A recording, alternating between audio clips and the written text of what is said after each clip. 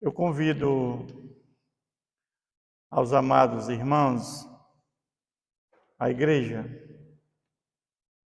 para a leitura da palavra de Deus que se encontra no livro de Apocalipse, capítulo 21.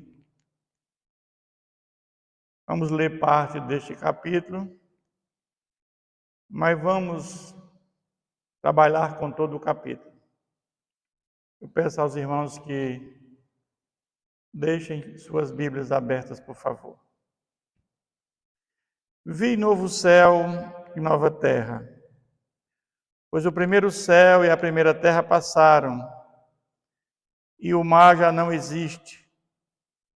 Vi também a cidade santa, a nova Jerusalém, que descia do céu da parte de Deus, ataviada como noiva adornada para o seu esposo.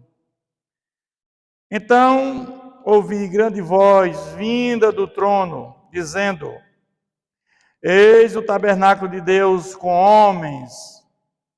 Deus habitará com eles.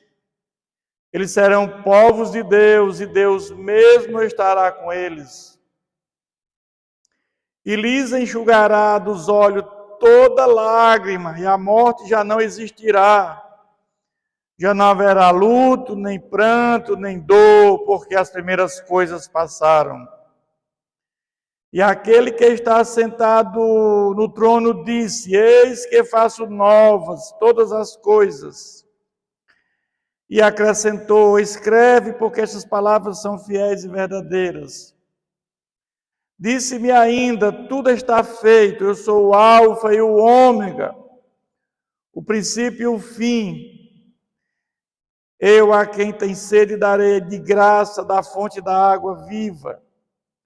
O vencedor herdará estas coisas, e eu lhe serei Deus, e esse me será filho. Quanto, porém, aos covardes, aos incrédulos, aos abomináveis, aos assassinos, aos impuros, aos feiticeiros, aos idólatras, a todos os mentirosos, a parte que lhes cabe será no lago que arde com fogo e enxofre, a saber, a segunda morte.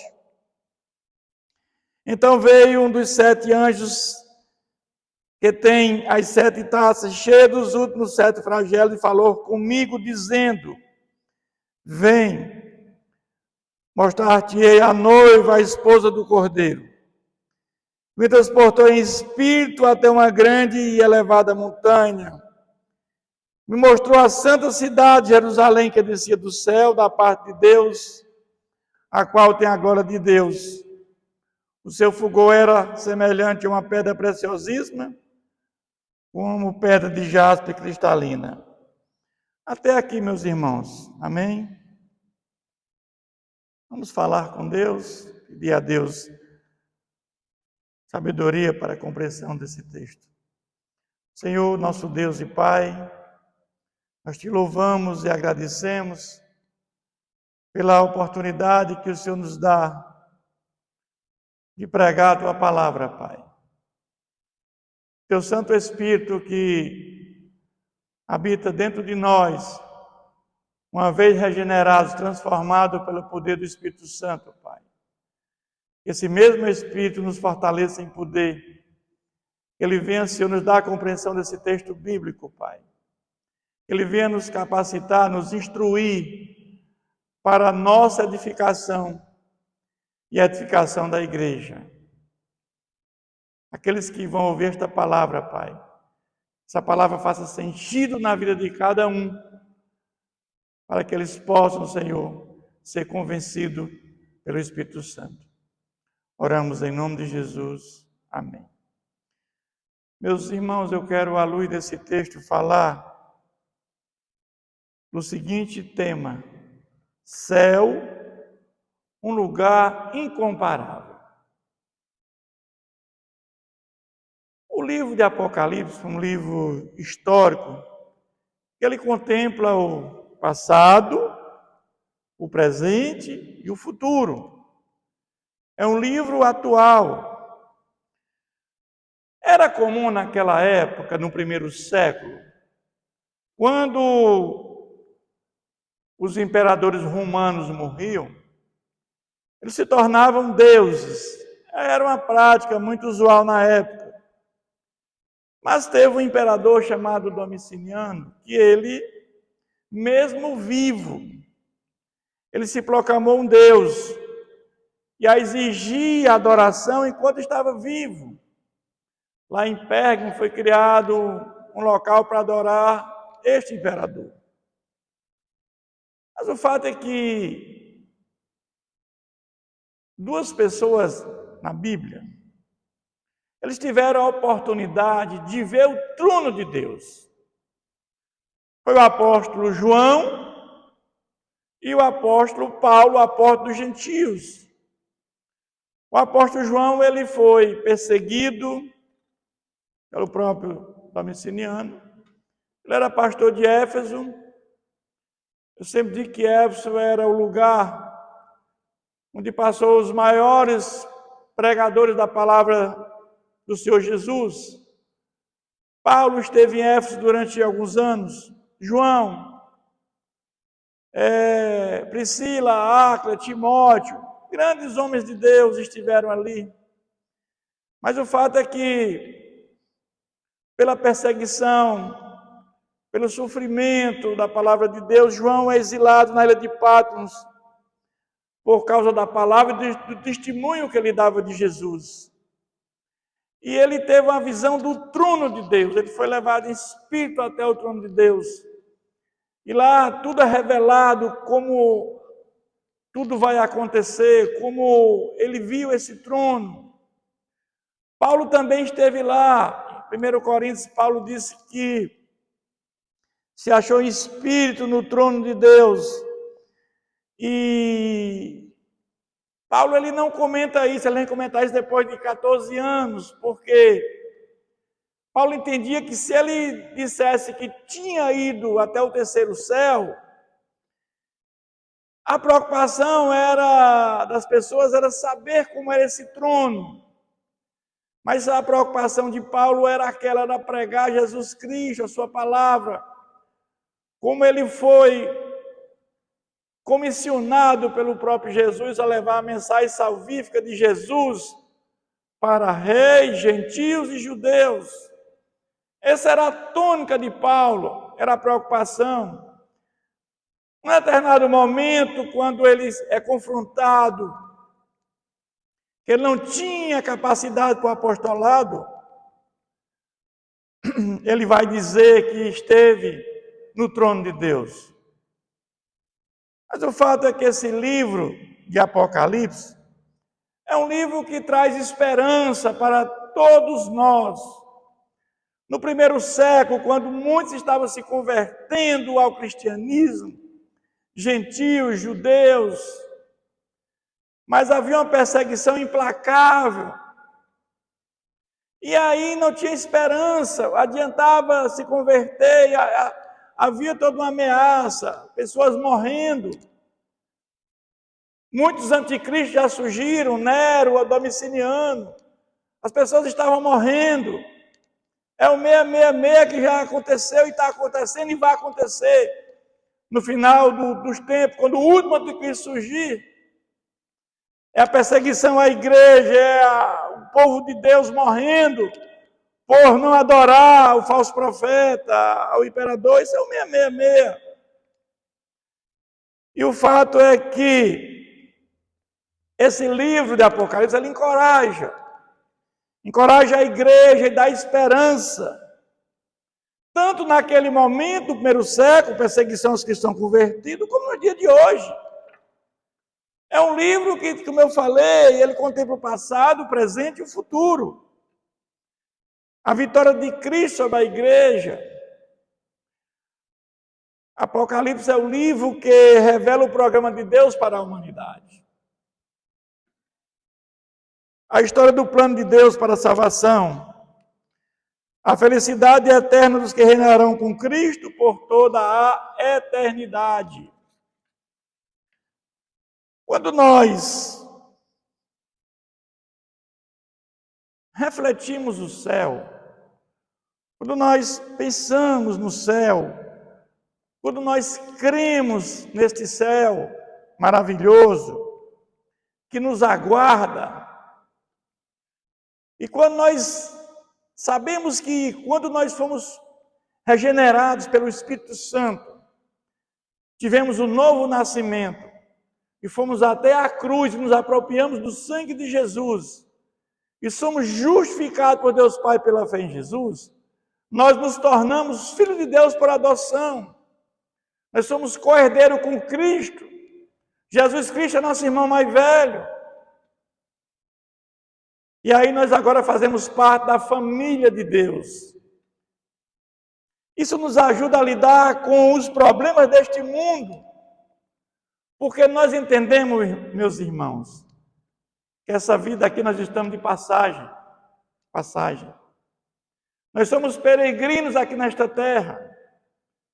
Devemos cultivar tesouros no céu, que a traça e a ferrugem não corroem. Quando Jesus esteve entre nós e falou para os seus discípulos que ia voltar para o Pai, após a sua morte e ressurreição, eles ficaram desolados, pois entendiam que iam ficar desamparados e órfãos. Aquela convivência com Jesus durante aquele tempo tinha sido saudável. Eles viram Jesus fazer curas miraculosas. Jesus esteve entre nós. Ele fez 35 milagres, 23 de curas, 9 sobrenaturais e 3 de ressurreição. Mas Jesus prometeu que enviaria o Espírito Santo e que eles não ficariam órfãos. Ele disse que ia preparar lugar e voltaria para buscar a sua igreja. Portanto, irmãos, temos que estar preparados, porque Jesus voltará com segurança.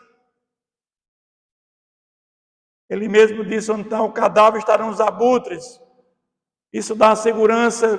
Assim é como essa certeza, quando tem um cadáver, tem um abutre, assim é a certeza da volta de Jesus. E Ele hoje lá no céu, Ele é o nosso intercessor, Ele é nosso advogado junto a Deus Pai. E com certeza, Jesus continua lá no céu com duas naturezas. Humana, num corpo glorificado, e natureza divina, aquela que Ele fez na transfiguração do monte. Nós temos luta nesta vida, mas também temos consciência e certeza que o céu nos dá o alívio, que um dia estaremos lá por toda a eternidade. Eu sei que este mundo jaz no maligno, mas vivemos uma vida atribulada. Pensar que um dia após a nossa partida teremos descanso eterno, isto nos alivia a certeza que, como diz a palavra de Deus em Hebreus 9, 27, ao homem é dado morrer uma única vez, segue-se o juízo. Meus irmãos, quando nós morremos, só levamos uma coisa: a nossa alma. Porque o corpo volta para o pó da terra, o espírito volta para Deus que o deu. E a nossa alma, ou ela vai para o terceiro céu, para o lugar já de descanso, o paraíso, ou vai para o lugar de sofrimento eterno, sem nenhuma chance mais de salvação. As trombetas estão sendo tocadas ao juízo parcial de Deus com misericórdia. Mas na sétima trombeta, quando for tocada, Jesus voltando, e aí nesse momento haverá o arrebatamento e a ressurreição de todos os mortos. E aqueles que tiverem Cristo, eles, com o seu corpo glorificado, com a sua alma, estarão com Ele por toda a eternidade. E aqueles sem Cristo estarão num lago de fogo, um lugar de tormento por toda a eternidade. Então devemos nos preocupar com a salvação, meus irmãos. Pensar no céu, nesse lugar indescritível, nos ajuda no processo de santificação. a levarmos uma vida santa, em obediência à palavra de Deus, porque sabemos que aquele que perseverar até o fim, esse será salvo. Pensar no céu nos ajuda a enfrentar o medo da morte, porque o último inimigo a ser vencido é a morte. Quando temos essa segurança, tudo estará sob controle. O sofrimento presente que muitas vezes nós passamos aqui neste mundo, de injustiças, de ingratidão, não se compara com o porvir. Esperar com paciência para alcançar a vitória e a vida eterna. Pensar no céu, porque o viver é Cristo, morrer é lucro. Estar com Cristo é incomparavelmente melhor. Paulo afirmou isso. Mas nós sabemos, meus irmãos, que se estamos aqui ainda, é porque o projeto de Deus para a nossa vida ainda não terminou. Para cada um de nós, ainda não foi concluído e acabado. O céu é um lugar de descanso, onde contemplaremos Deus e Jesus face a face e reinaremos com eles por toda a eternidade. Mas eu quero voltar ao texto bíblico depois dessa introdução. Ele diz que vi novo céu e nova terra, pois o primeiro céu e a primeira terra passaram e o mar já não existe. Porque o céu é um lugar incomparável. Primeiro é porque haverá um novo céu e uma nova terra. Não é que Jesus vai fazer tudo novo. Ele vai reformar. É como uma casa, meus irmãos, que você pega uma casa e reforma. Vai ser tudo reformado, como diz lá em Pedro, 1 Pedro, um fogo. Tudo se fará novo. E o mar já não existe, não é que Deus vai fazer um novo mar. Mas quando Pedro estava preso naquela ilha, o mar para ele não existia. É isso que, quando João estava naquela ilha preso, ele não viu o mar. Mas haverá uma reforma profunda. Esse novo céu e nova terra, lá em Isaías 65:17, ele diz: pois eis que crio novos céus e nova terra, e não haverá lembrança das coisas passadas.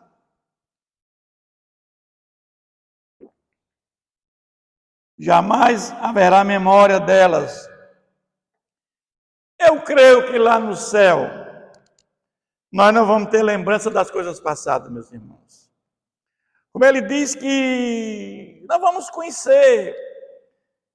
Alguns colegas pastores dizem que lá no céu vai ter festa, nós vamos conhecer nossos parentes. Eu não creio nisso, porque a palavra de Deus diz que nós não haverá lembrança das coisas passadas. Não haverá memória delas. Como também diz lá nos evangelhos de Marcos, que nós, quando Jesus voltar, teremos um corpo glorificado, ou no arrebatamento um corpo transformado. Seremos como anjos, seres espirituais. Eu não creio que lá nos céus, imagina se vocês conhecesse seus parentes no céu, e você não encontrasse lá no céu seus parentes, haveria sofrimento? Sim, haveria dor. E a palavra de Deus diz que não há mais dor nem sofrimento lá. Eu entendo que haverá uma felicidade eterna para aqueles que reinarão com Cristo. Essa felicidade, ela é eterna porque você não vai lembrar, como diz Isaías e como diz em Marcos. Mas ele diz no versículo 2 e 3 que viu uma cidade santa, Nova Jerusalém, que descia do céu, ataviada, enfeitada como noiva adornada para seu esposo. Então ouvi grande voz do trono dizendo: eis o tabernáculo de Deus com os homens, Deus habitará com eles, eles serão povos de Deus e Deus mesmo estará com eles. João vê aquilo tão lindo lá no céu, que ele compara o povo de Deus, a igreja, como uma cidade. Só que essa cidade é física, não existe, irmãos. A cidade de Nova Jerusalém é a igreja. Nós temos aqui a igreja visível. Nós temos várias denominações no mundo inteiro. Dessas denominações sairá a igreja invisível, que é a igreja do Senhor Jesus. Só existe uma única igreja, a igreja do Senhor Jesus. Essa é a igreja que vai subir. Essa é a igreja, é a noiva, ele é o noivo. Então a Nova Jerusalém é a igreja. João vê isso, ele compara com uma cidade linda, adornada. E estaremos na presença de Deus para sempre. Mas onde ficará o Espírito Santo? O Espírito Santo habitará em cada um daqueles que se salvarem. Cada um que vai estar por toda a eternidade, o Espírito Santo estará dentro de cada um, porque ele diz que eles serão povos de Deus, e Deus mesmo estará com eles. O Espírito Santo habitando na sua igreja. E ele vai falar aqui no versículo 4, eles enxugará dos olhos toda lágrima e morte não existirá. Não haverá luto, nem pranto, nem dor, porque as primeiras coisas passaram. Não haverá mais sofrimento para os salvos. Lá no céu não tem dor, não tem pecado, não tem guerra, não tem doenças. Não tem fome, não tem luto, não tem morte, não tem funerária. Não tem cemitério, não tem UTI. Meus irmãos, é incomparável. Nada disso existe lá no céu. Nada. Mas ele vai dizer agora no versículo 5 ao 7. E aqueles que estão sentados no trono diz: eis que faço nova todas as coisas fiéis e verdadeiras. Disse-me ainda: tudo está feito, eu sou o alfa e o ômega. Sou a primeira e a última letra do alfabeto grego. Eu sou o primeiro e o último, o princípio e o fim. E quem tem sede, darei a graça da água da fonte da vida. O vencedor herdará estas coisas, ele serei Deus, ele será meu filho. Quem é o vencedor, meus irmãos? Nós sabemos que tudo começa com a palavra de Deus. A palavra de Deus, ela ilumina a nossa mente. A palavra de Deus, ela é precursora, ela abre o caminho para que o Espírito Santo faça a obra regeneradora. Mesmo com a queda do homem, eu entendo que, do ponto de vista bíblico, que ninguém perdeu a capacidade de atender ou não o chamado de Deus. Nós continuamos tendo livre-arbítrio, sim. E o homem, ele vai, através do Espírito Santo, ser convencido ou não. E aqueles que forem convencidos pelo Espírito Santo nascerão de novo.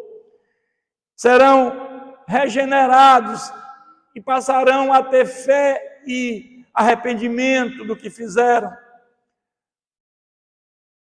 E aí, arrependimento e fé são atos livres do homem. Eu creio sim que há responsabilidade humana sim na salvação. Reconhecendo que é pecador, arrependimento dos pecados e confessar Jesus como Senhor e Salvador. Para mim, essa ordem de salvação, palavra de Deus,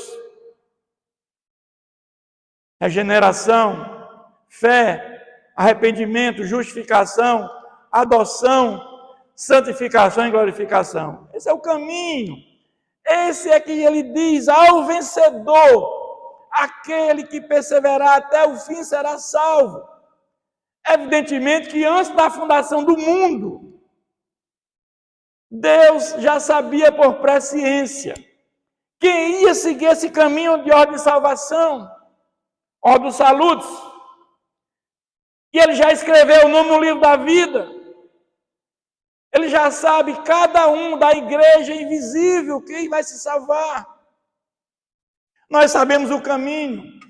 E nós cremos que ao vencedor, aquele que perseverar ao fim será salvo. Esses estarão com Jesus por toda a eternidade. Mas ele também fala no versículo 8, quem não vai estar no céu? Os covardes, aqueles que não tiveram coragem de assumir Jesus como Senhor e Salvador, tiveram vergonha de Jesus. Irmãos, tem colegas irmãos, que têm vergonha de botar a Bíblia debaixo do braço. Acreditam isso, irmãos? A espada, a palavra de Deus, é a ferramenta, a nossa ferramenta contra o maligno. Os incrédulos passaram a vida se recusando em crer em Jesus, esses não estarão no novo céu e nova terra. Os abomináveis que praticaram atos depravados, imoralidade sexual, os assassinos, os que perversamente e de propósito tiraram a vida de muitas pessoas, ceifaram a vida de pessoas inocentes de forma covarde. Os impuros, aqueles que viviam no adultério, na fornicação, na prostituição. Os feiticeiros, aqueles que falavam com espíritos, pactos malignos. Meus irmãos, quando você vai para um lugar que você diz que você ouviu voz de um familiar, aquilo ali na realidade nada mais é do que um espírito maligno, um espírito enganador que imita vozes, porque o espírito não reencarna. O espírito humano ele volta para Deus que o deu, não há reencarnação. E os idólatras, aqueles que se curvaram diante de ídolos durante toda a vida, de Deus pagãos, Deus que tem boca e não fala, tem ouvido e não escuta, tem olhos e não vê. Aos mentirosos, eles também não herdarão o reino de Deus, porque vivem na prática da mentira, durante a vida praticando hipocrisia, falando uma coisa e praticando outra. Mas ele vai dizer agora que então a morte e o inferno foram lançados para dentro do lago de fogo. Esta é a segunda morte, o lago de fogo, Apocalipse 20:14. O que é o lago de fogo que ele fala em Apocalipse? Ele vai dizer, a saber, a segunda morte. O que é a segunda morte, meus irmãos? A segunda morte é a morte espiritual. Nós temos a primeira morte, que é a morte física. Quando Adão pecou, houve a queda do homem. E passamos a ter a morte física e a morte espiritual. E fomos vivificados quando recebemos o Espírito Santo da morte espiritual. A morte espiritual é o afastamento do homem de Deus.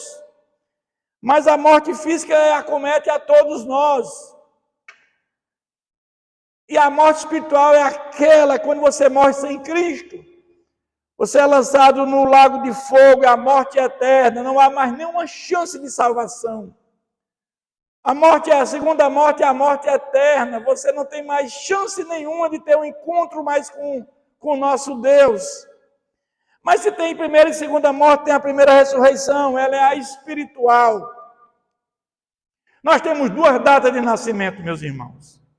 O nascimento físico, o dia que você nasceu, e o espiritual, é o dia que você nasceu de novo, é o dia que você recebeu o Espírito de Deus. O seu espírito humano recebeu o Espírito Santo, é Deus dentro de nós. Essa é a primeira ressurreição. Mas a segunda ressurreição é física, é a segunda vinda de Jesus, quando todos ressuscitarão, todos. Uns para a glória eterna e outros para o tormento eterno. E o fato é que serão atormentados dia e noite pelos séculos dos séculos, Apocalipse 20:10. Muitos pregam que haverá aniquilamento, a Bíblia não fala em aniquilamento, a Bíblia fala em atormentados. Dia e noite pelos séculos dos séculos. Do 9 a 11 ele vai falar da igreja, a noiva, a Nova Jerusalém. João descreve Deus, lá no capítulo 1, no capítulo 4, desculpem. Quando ele olha para o trono de Deus, visão do trono de Deus, capítulo 4, ele vê Deus como uma pedra preciosa, brilhante, sentado na cadeira. Tamanha a beleza e o esplendor da glória de Deus. João viu a igreja gloriosa, a noiva de Cristo. Esse povo salvo irá passar a eternidade neste céu e na nova terra. Desce do céu para habitar no novo céu e na nova terra. A igreja estará em comunhão com Deus. Ele vai dizer no 12 e no 13 que as portas da salvação estão abertas para todos. Jesus veio para todos, aqueles que creem no sacrifício de Jesus, naquela cruz, aqueles que acreditam, que se apropriam do sangue de Jesus e que perseveram até o fim, esses estarão nesse novo céu e nova terra. Ele vai dizer aqui no 14, a mulher da cidade tinha 12 fundamentos, estavam sobre ele 12 nomes dos 12 apóstolos do Cordeiro. Ele quer dizer que a igreja, a Nova Jerusalém, que é a igreja de Cristo, está fundamentada na doutrina dos apóstolos, que é o evangelho de Jesus, que eles ensinaram, que Jesus ensinou para cada um deles. Hoje existem falsas doutrinas, meus irmãos, dentro das igrejas, dentro dos templos, ensinando uma palavra que não tem consonância com aquilo que Jesus nos ensinou. Hoje nós temos cursos para dons espirituais, curso para curar pessoas. Meus irmãos, isso é dado pelo Espírito Santo. Dom de curar, dom de profecia, dom de línguas, não é aprendendo com homens, meus irmãos. Tem muita falsa doutrina. Você encontra hoje nas denominações dizendo que se não der o dízimo e a oferta não vai para o céu, não pode cear. Meu irmão, é muita falsa doutrina. Mas no capítulo 15, 16, ele vai dar dimensões dessa cidade. Evidentemente, sabemos que são figurados. O Apocalipse é um livro figurado. Os 144 mil que fala na Bíblia, somente esse salvo? Não, claro que não. Esse é um número que representa todo o povo de Deus que vai se salvar. As 12 tribos, 12 apóstolos, 12 vezes 1000, que é todo o povo de Deus que vai se salvar. Isso significa uma representação. É como o milênio. O milênio é o tempo de Deus. Vai da primeira à segunda vinda de Jesus. Nós estamos vivendo dentro do milênio apocalíptico. Não é que Jesus vai passar 1000 anos na terra. Isso não existe do ponto de vista bíblico. Jesus, quando esteve com Pilatos, disse: o meu reino não é deste mundo. Ele já fez o que tinha que fazer aqui na terra, morrer por nós, trazer a graça como fundamento da salvação. E aqueles que se apropriam da graça de Jesus pela fé, esses serão salvos. Jesus não tem mais o que fazer aqui na terra, ele já fez. Hoje é nosso advogado lá no céu. Mas quando ele voltar na 7ª trombeta para buscar a sua igreja, ele é juiz. E não há mais misericórdia. É o juízo de Deus sem misericórdia. E ele vai falar no 17, 18, tudo limpo e transparente, sem corrupção.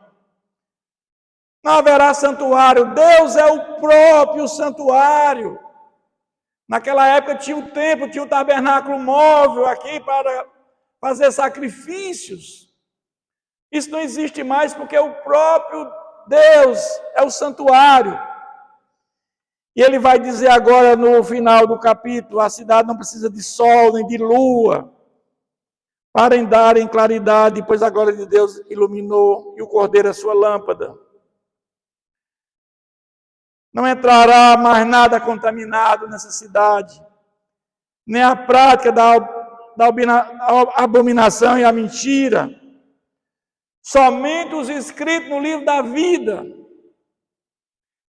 Antes da fundação do mundo, Deus já sabia quem ia se salvar e se escreveu.